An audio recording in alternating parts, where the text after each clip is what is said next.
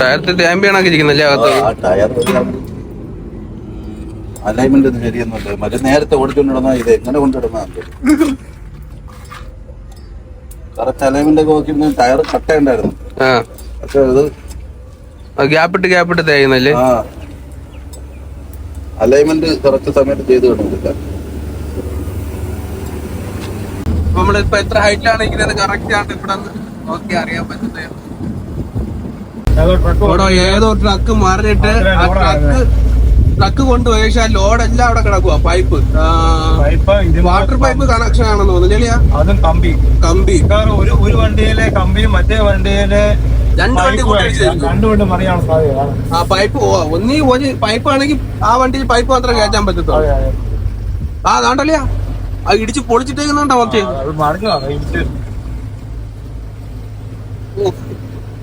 എനിക്ക് വന്നല്ലേ ഇത് ചുരമല്ലേ ഇവിടെ നമ്മുടെ താമരശ്ശേരി ചുരം പോലത്തെ അങ്ങനെ കറങ്ങിയുള്ള ഹെയർപിന്നല്ല. അങ്ങനത്തെ ഹെയർപിന്നില്ല. പക്ഷെ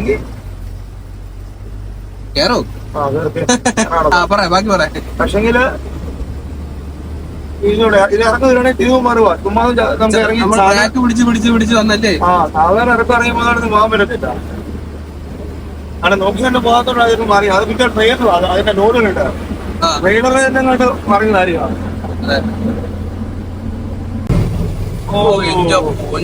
ഡ്രൈവർ സർവൈവ് ചെയ്താൽ മഹാത്ഭുതം അമ്മ അല്ലേ. എനിക്കൊന്ന് ഈ വണ്ടി ഇടിച്ചിട്ടേ നിയന്ത്രണം വിട്ടേ അതിനെങ്കിലും വരിക്കില്ല. അങ്ങനെ നിയന്ത്രണം വിട്ട് പാറയിൽ എവിടെയും കൊണ്ട് ഇടിച്ചു മറിഞ്ഞതായിരിക്കും. ഒരുപാട് വണ്ടിയുടെ ലോജിസ്റ്റിക്സ് ഇതാ DRL എന്ന് പറയാം. കണ്ടെയ്നർ ഇന്ത്യയിൽ എവിടെ പോയാലും അവരുടെ വണ്ടി കാണാം DRL.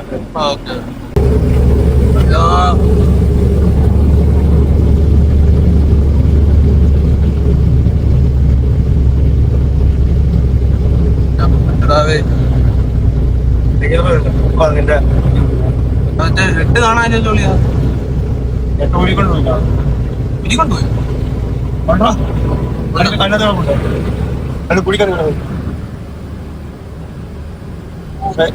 തല തിരിഞ്ഞ് കിടക്കൊണ്ടായിരുന്നു. അല്ലെ നോക്കി ഒട്ടിച്ചോ കേട്ടോ. ശ്രദ്ധ വേണം. മൊത്തം ബ്ലോക്ക് ആയല്ലോ ഉള്ളിയാ. എടാ എനിക്ക് ഇന്ന് രാവിലെ നടന്നാണെന്ന് തോന്നുന്നു. അപ്പൊ അങ്ങനെയാണെങ്കിൽ അല്ലേ. അതൊക്കെ രാവിലെ നടന്നായിരിക്കും. ആൾക്കാരൊക്കെ നോക്കുന്നുണ്ട്.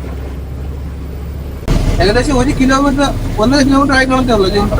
4 വണ്ടികള്.